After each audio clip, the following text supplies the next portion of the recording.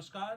आज की चर्चा की शुरुआत करते हैं और ख़ास तौर पर आज जब हम बात कर रहे हैं उत्तर प्रदेश में विधान परिषद के चुनाव चल रहे हैं और 20 तारीख को उसमें मतदान होना है और उससे पहले नामांकन की प्रक्रिया जो है वो शुरू हो चुकी है। नामांकन होना है और समाजवादी पार्टी के अंदर नामांकन को लेकर के घमासान मचा हुआ है। और घमासान किस बात के लिए मचा हुआ है? आप सोचिए, समाजवादी पार्टी विपक्ष में है, सत्ता पक्ष में जहां ज्यादा सीटें दांव पर है वहां कोई घमासान नहीं दिखाई पड़ता है, लेकिन विपक्षी समाजवादी पार्टी में इस वक्त घमासान दिखाई दे रहा है। और वो घमासान किस बात का है? उम्मीदवारों के चयन को लेकर के। पार्टी चुनाव हार गई, पार्टी में बड़ी संख्या में ऐसे नेता थे जो चुनाव में अपनी सीट नहीं बचा पाए, लेकिन अब वो नेता भी लगातार इस दौड़ में है कि किस तरीके से इस चुनावी जो व्यू रचना है इसमें अपने आप को समायोजित किया जाए, और इसकी कोशिश जो है वो शुरू हो चुकी है। अगर आप देखें तो खास तौर पर मुस्लिम उम्मीदवार कौन होगा, इसको लेकर के समाजवादी पार्टी के अंदर अंतर्द्वंद शुरू हो गया। मुझे लगता है कल जो है वो नामांकन होना है। कल स्वामी प्रसाद मौर्य जो चुनाव हार गए थे, इस बार बीजेपी से शामिल हुए थे, कद्दावर नेता हैं पिछड़े वर्ग के, वो बीएसपी सरकार में भी मंत्री रहे, तो एक बड़ा नाम है उनका, और उनको अखिलेश यादव अपने साथ लाए थे।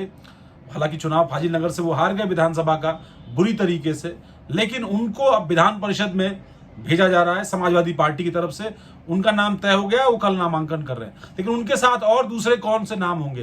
राजपाल कश्यप होंगे, संजय लाठर होंगे, उदयवीर सिंह होंगे, तमाम सारे ऐसे नाम, सोबरन सिंह यादव जिन्होंने करहल में अखिलेश यादव के लिए सीट छोड़ी, क्या वो उम्मीदवार होंगे? ऐसे बहुत सारे नाम हैं। धर्म सिंह सैनी होंगे जो बीजेपी की सरकार छोड़ करके आए थे। ऐसे तमाम सारे नाम हैं जिनके नामों की चर्चा है। इस बीच मुस्लिम नामों को लेकर के समाजवादी पार्टी के अंदर उहापोह की स्थिति है। उसकी वजह जेल से छूटकर आजम खान जब बाहर आए, उन्होंने पार्टी पर एक तरीके से दबाव बनाना शुरू कर दिया। दबाव पहले राज्यसभा के उम्मीदवार के लिए हुआ, लिहाजा कपिल सिब्बल जो उनके वकील है वो राज्यसभा भेजे गए। उसके बाद फिर अगली कड़ी थी रामपुर के लोकसभा उपचुनाव की, जहां उनके समर्थक एक करीबी उनके जो है असीम रजा, उनको उम्मीदवार बनाया गया। हालांकि पहले बात चल रही थी कि वो अपनी पत्नी को उम्मीदवार बनाएंगे, लेकिन उन्होंने अपने करीबी को वहां से उम्मीदवार बनाया।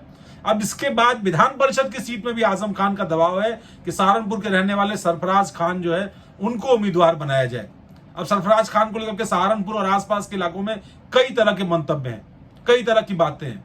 यह भी कहा जाता है कि जब नगर विकास मंत्री थे आजम खान, तो सरफराज खान किस तरीके के काम किया करते थे, सरफराज खान ने किस तरीके से चुनावों में वहां स्थानीय उम्मीदवारों की मुखालफत की थी, ये सब बातें भी है। लेकिन चूंकि पार्टी है और पार्टी के अंदर बहुत सारी बातें चलेंगी, आजम खान ने सरफराज खान के नाम पर वीटो लगाया। अब ये दबाव अखिलेश यादव पर है कि वो आजम खान की बात इस बार माने या ना माने। अब दूसरी तरीके से आप देखें तो इमरान मसूद जो विधानसभा चुनाव से पहले कांग्रेस पार्टी छोड़ करके समाजवादी पार्टी में आए थे, उन्हें विधानसभा का टिकट भी नहीं मिला।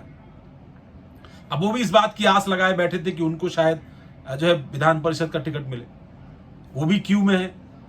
मसूद अख्तर जो सहारनपुर देहात से विधायक थे, कांग्रेस पार्टी के बहुत करीबी और बहुत मजबूत समर्थक माने जाते हैं इमरान मसूद के, उनको भी समाजवादी पार्टी ने टिकट नहीं दिया। वहां से आशू मलिक थे, बेहट से जो है उमर अली जो है चुनाव लड़ रहे थे, वो दोनों विधायक बन गए। तो ऐसे में समायोजन सहारनपुर से होना था, या फिर धर्म सिंह सैनी जो लगातार 2002 से चुनाव जीतते आए, पहला चुनाव वो महज 200-300 वोटों से आ रहे हैं, उनकी बजाय सरफराज खान को टिकट दे रही है समाजवादी पार्टी। इस बात का आजम खान दबाव डाल रहे। अब दूसरी तरफ अगर आप देखें कि एक विकल्प हो गए सरफराज खान, दूसरा विकल्प हो गए इमरान मसूद, और तीसरा विकल्प जो है वो कैसर जहां के पति अंसारी साहब जो सीतापुर से आते हैं, जसमीर अंसारी, उनका नाम जो है वो चर्चा में है। अभी देखना है कि कौन सा चेहरा जो है वो दबाव बेहतर बना पाता है और समाजवादी पार्टी के कोटे से चला जाता है। बड़ा दिलचस्प है। और बहुत सारे नेताओं के समाजवादी पार्टी के, उनसे जब आप बात करिए तो ये कह रहे हैं कि समाजवादी पार्टी में ये हो क्या रहा है।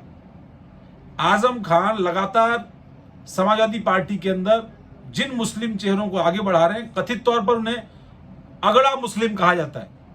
इस मुस्लिम्स में भी जो पासमानदा हैं, पिछड़े हुए मुसलमान हैं, उनको आगे बढ़ाने का काम नहीं हो रहा है। और एक स्लोगन बड़ा कल से चर्चा में है सोशल मीडिया पर, खासतौर पर समाजवादी पार्टी के नेताओं के बीच में, कि भाई अब्दुल्ला वॉल्वो से चलेगा और अब्दुल पंचर बनाएगा।